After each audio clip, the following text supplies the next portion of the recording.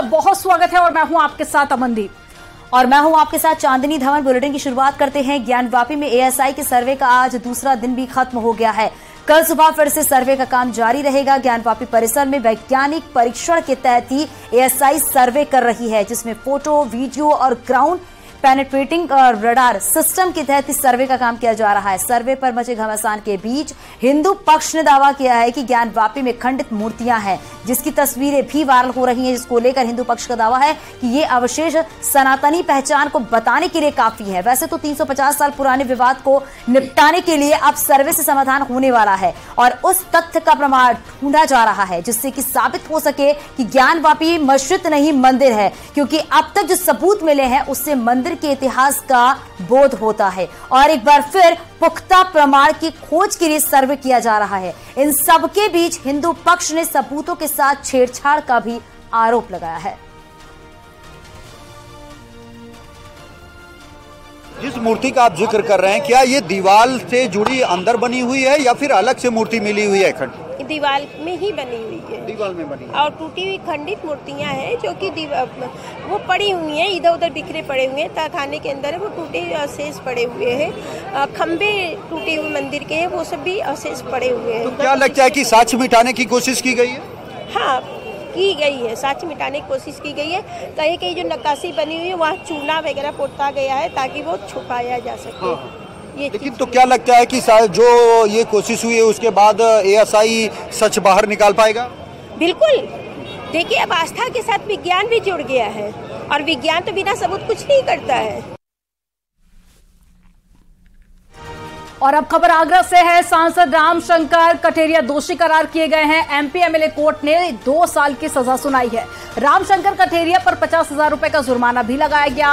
Mall के office में हंगामा कर तोड़फोड़ की गई थी और 16 नवंबर 2011 के मामले में दोषी पाए गए।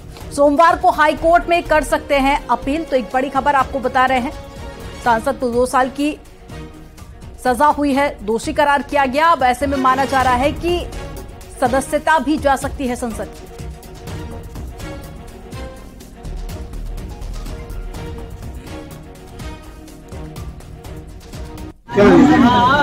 केवल जनता के हित के लिए लड़ाई लड़ने को लेकर के जो मुकदमा लिखा गया, उससे ऊपर 147, 323 मामूली सी धाराएं हैं। अमूमन एक्विटल होते हैं, लेकिन क्योंकि ये हाईलाइटेड मामला है, एक सांसद से जुड़ा मामला है, इस वजह से इसमें 147 और 323 में केवल सजा की गई है। कोर्ट ने जो भी निर्णय लिया है कोर्ट के सम्मान है और तहे दिल से सम्मान है।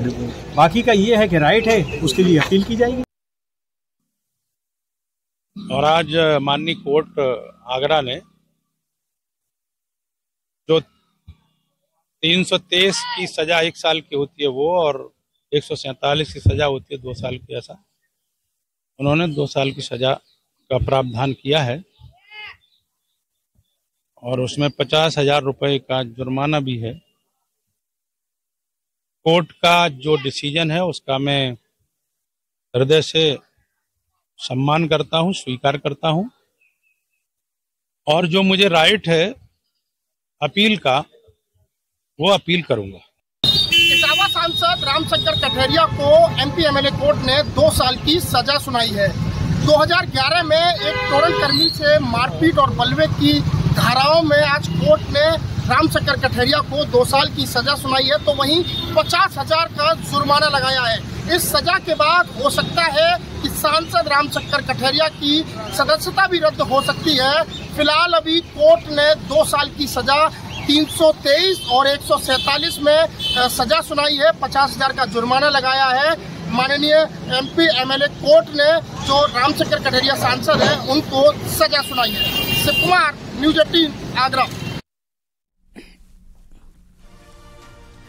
योगी सरकार के बुलडोजर की कार्रवाई का परिणाम अब सामने आने लगा है। रायबरेली में अवैध कब्जों पर चले बुलडोजर से मुक्त हुई जमीन अब न केवल सरकार को रेवेन्यू देगी, बल्कि इससे गौशालाओं को शुद्ध पौष्टिक चारा भी गौशालाओं में उपलब्ध कराया जाएगा।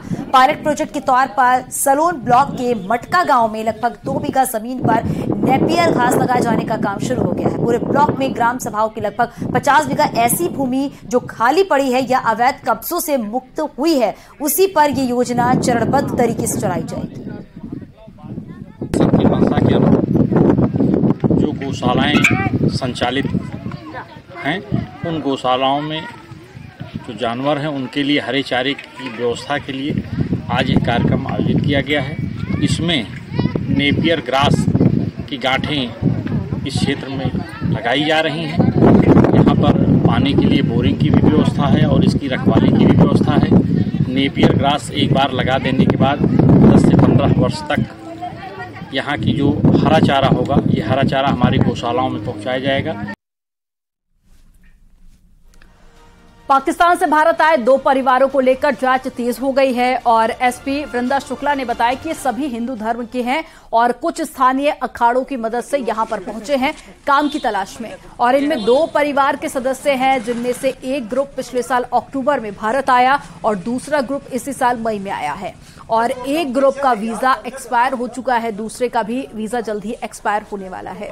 और उनके द्वारा कहा गया है कि भारत में रहने के लिए लॉन्ग टर्म वीजा के लिए आवेदन दिया है। फिर भी पुलिस तत्परता से जांच कर रही है। सूचना FRRO लखनऊ को भी भेज दी गई है। ये 2 परिवारों के सदस्य हैं, जिसमें से एक ग्रुप का आगमन पिछले साल अक्टूबर में भारत में हुआ था और दूसरे ग्रुप का इस वर्ष मई में हुआ है।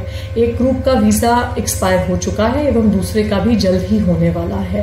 इनके द्वारा कहा गया है कि इन्होंने भारत में रहने के लिए लॉन्ग टर्म वीजा के लिए आवेदन दिया है, परंतु अभी इनके पास किसी भी ओरिजिनल डॉक्यूमेंट के अभाव में इनके द्वारा जो तथ्य बताए गए हैं उन सभी पे गहनता से जांच की जा रही है। इनकी सूचना FRRO लखनऊ को भी आवश्यक मार्गदर्शन हेतु भेजी गई है। तब तक के लिए इनको पंचायत भवन संग्रामपुर में ठहराया गया है। बब्बू नाम के शख्स ने अपने घर के दरवाजे पर बिजली का करंट छोड़ दिया था, जिसके चलते पड़ोस में रहने वाली 5 साल की बच्ची ने दरवाजा छू लिया, जिससे चिपक कर बच्ची की मौके पर ही मौत हो गई।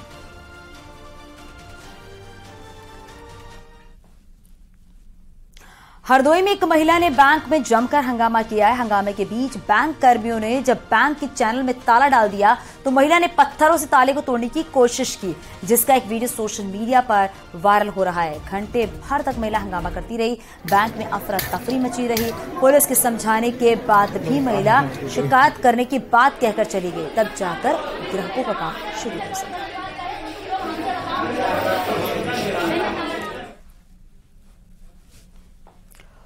और बलिया में एक अनोखा वीडियो सामने आया। दवा की दुकान में रात के अंधेरे में चोरों की तरह घुसकर 2 बंदरों ने चोरी की और खूब उत्पात मचाया और पूरा मामला सीसीटीवी कैमरे में कैद हो गया। दुकानदार की माने तो रात के अंधेरे में 2 बंदर ने दुकान में घुसकर एंटीबायोटिक दवाइयां छोड़ विकासुल टैबलेट और साथ ही विटामिन सहित कई दवाइयां खाई हैं और साथ ही ORS, इलेक्ट्रॉल और इनो खाकर डाइजेस्ट भी किया। 15 से 20 हजार रुपए तक की दवाइयों का नुकसान किया। क्योंकि जो चीज़ ये लोग खाए हैं उससे तो कोई साइड इफेक्ट वाला नहीं खाए हैं। ये लोग भी लगता है कि इंसान के तरह ही समझदार हैं, तभी ये सब जो कोई एंटीबायोटिक नहीं ये थूकिए हैं, विटामिन का कैप्सूल वगैरह ही फाड़े हैं, इलेक्ट्रॉल ORS ही ये थूकिए हैं। ये लोग को भी हम इंसान से ज़्यादा ये लोग को लगता है कि नॉलेज है। बीएसपी सरकार में मंत्री रहे याकूब कुरैशी के परिवार पर एक बार फिर कार्रवाई का हंटर चलने वाला है। याकूब कुरैशी के दोनों बेटों पर पुलिस ने गुंडा एक्ट की सिफारिश कर दी है, जिसके बाद अब उन्हें जिला बदर करने की तैयारी की जा रही है। एडीएम सिटी कोर्ट ने याकूब कुरैशी के दोनों बेटों को नोटिस जारी कर दिया है, जिसके बाद अब सुनवाई के लिए 11 अगस्त की तारीख लगाई गई है। याकूब कुरैशी पर अवैध मीट प्लांट संचालन के मामले में 2022 में FIR दर्ज हुई थी। इस मामले में याकूब और उनके परिवार के खिलाफ गैंगस्टर एक्ट के तहत कार्रवाई भी की गई है, जिसके बाद याकूब कुरैशी का बेटा इमरान और फिरोज कुर्क प्रॉपर्टी की सील तोड़कर रहने लगे हैं और इस मामले में दोनों बेटों पर गुंडा एक्ट लगाने की सिफारिश की गई है।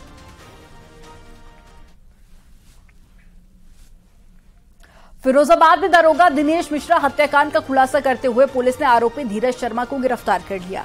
वारदात के दौरान में धीरज ही दरोगा की बाइक पर पीछे बैठा हुआ था, जिसने पुलिस को दरोगा की हत्या की सूचना दी थी, जिसके बाद में पुलिस ने आज मौके पर 4 बार क्राइम सीन रिक्रिएट किया, लेकिन चारों ही बार धीरज अपने बयान बदलता रहा। जिसके बाद में पुलिस का शक और भी ज्यादा गहरा हो गया। पुलिस ने धीरज से सख्ती से पूछताछ की है तो उसने अपना जुर्म कबूल कर लिया।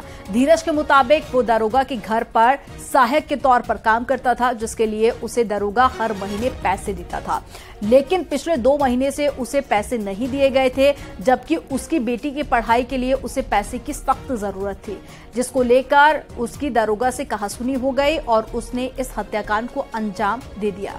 आपको बता दें कि गुरुवार की रात अराव थाने में तैनात दरोगा दिनेश मिश्रा एक मामले की जांच कर घर लौट रहे थे और इसी दौरान अराव पीथेपुर मार्ग पर बदमाशों ने उनको गोली मारकर उनकी हत्या कर दी।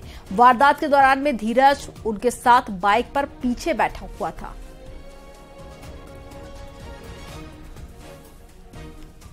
तारीख को रात्रि लगभग 8 बजे हमारे यहाँ थाना अराव पर तैनात सब इंस्पेक्टर दिनेश मिश्रा जी की गोली मारकर हत्या कर दी गई।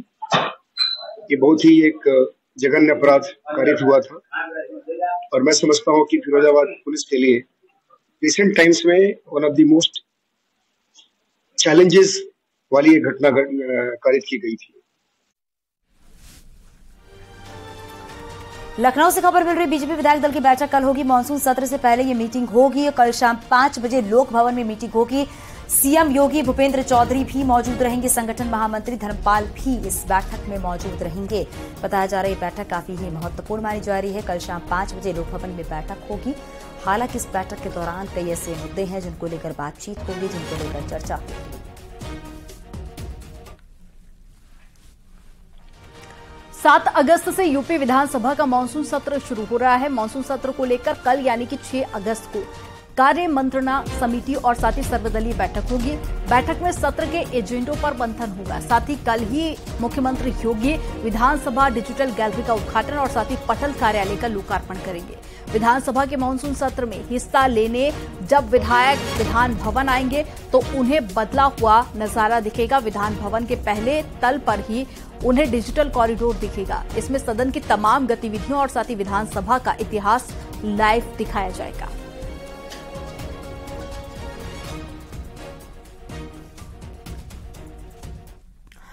पीएम मोदी कल देश भर के 508 रेलवे स्टेशनों के पुनर्विकास की आधारशिला रखेंगे। पीएम मोदी वर्चुअली समारोह में जुड़ेंगे। इसके साथ ही जनप्रतिनिधि अपने क्षेत्र के रेलवे स्टेशनों पर मौजूद रहेंगे। रेलवे स्टेशन पुनर्विकास कार्यक्रम के साथ ही अमृत भारत योजना के तहत ही चयनित स्टेशन शामिल हैं। इन स्टेशनों में उत्तर प्रदेश के 55 जबकि उत्तर मध्य रेलवे के 13 स्टेशन शामिल हैं।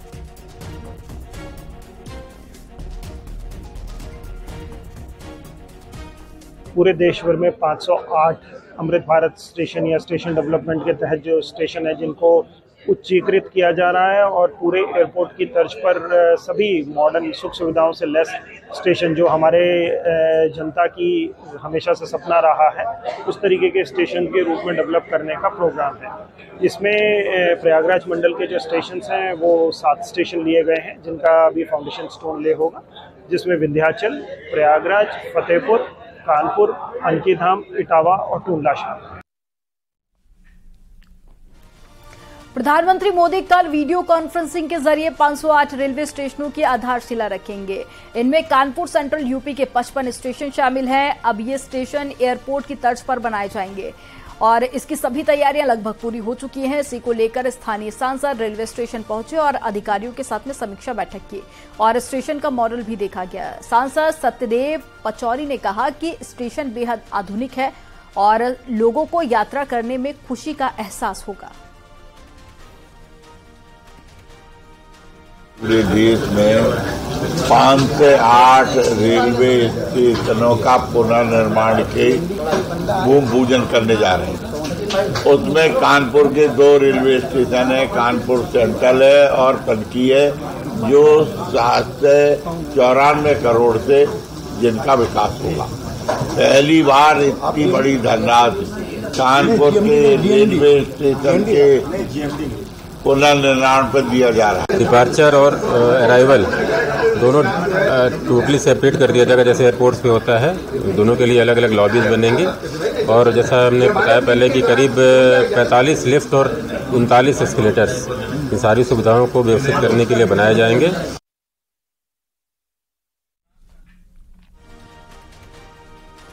भगवान श्री राम की नगरी अयोध्या में आस्था का दरबार सज रहा है। राम जन्मभूमि परिसर पर भव्य मंदिर के निर्माण की प्रक्रिया को तेजी से पूरा किया जा रहा है और आज ही के दिन 3 साल पहले रामलला के मंदिर के निर्माण का शिलान्यास किया गया था।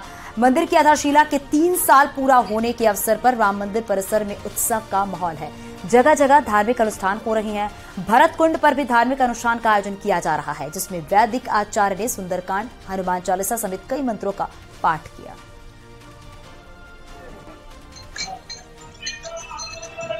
चीज़ के भोग लगेगा, पूरी सब्जी, खीर, तस्मई और उसके बाद में मिष्ठान, हलवा, सब चीज़ के भोग लगाया जाएगा आज विधि विधान से। और क्योंकि आज का दिन ऐतिहासिक दिन है, अभी अस्थाई मंदिर में है, प्रसन्नता ही है कि अब वो दिन दूर नहीं है जब हमारे रामलला उस भव्य मंदिर में विराजमान हो जाएंगे।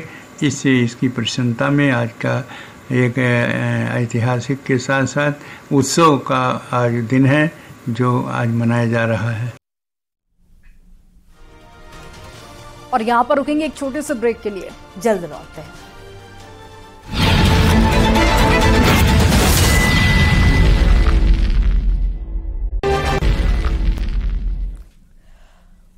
ब्रेक के बाद एक बार फिर से आपका स्वागत है। बलिया में सीएमओ ने सभी मेडिकल यूनिटों को फरमान जारी कर दिया है। मंदिरों और मस्जिदों के लाउड स्पीकर बंद हैं। इसके बावजूद हर गांव में मंदिरों और मस्जिदों के लाउड स्पीकर से अनाउंसमेंट कर बच्चों के टीकाकरण के लिए सीएमओ ने आदेश दिए हैं। सीएमओ जयंत कुमार ने जिले के सभी मेडिकल यूनिटों को फरमान जारी कर दिया है और बच्चों के टीकाकरण के लिए मस्जिदों और मंदिरों का इस्तेमाल किया जाए, ये निर्देश दिया गया।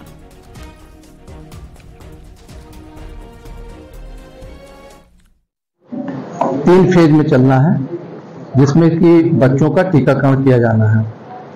प्रथम फेज 7 अगस्त से 12 अगस्त तक, दूसरा फेज 11 सितंबर से 16 सितंबर तक और तीसरा फेज 9 अक्टूबर से 14 अक्टूबर तक रहेगा। इसमें बुधवार और शनिवार के दिन छोड़ करके, क्योंकि वो सेशन जहां पहले से फिक्स है वहीं पे लगेगा। इसके अलावा जो दिन बच रहे हैं सप्ताह में, उसका माइक्रो प्लान बना करके और जितने भी बच्चे छूटे हुए हैं सर्वे में, उनका टीकाकरण किया जाना है। पीलीभीत के पूरनपुर तहसील क्षेत्र के गांव चंदिया हजारा में कटाव से गांव वाले परेशान हैं। ग्रामीणों का आरोप है कि बारिश होने के बाद शारदा नदी तेजी से कटान करने लगी है। शिकायतों के बाद भी उच्च अधिकारी मामले को संज्ञान नहीं ले रही हैं। इसी के चलते सैकड़ों ग्रामीणों ने तहसील में विरोध प्रदर्शन किया है। एसडीएम को ज्ञापन सौंपा। समस्या का समाधान नहीं होने पर अनिश्चितकालीन तहसील परिसर में धरना प्रदर्शन की चेतावनी दी है।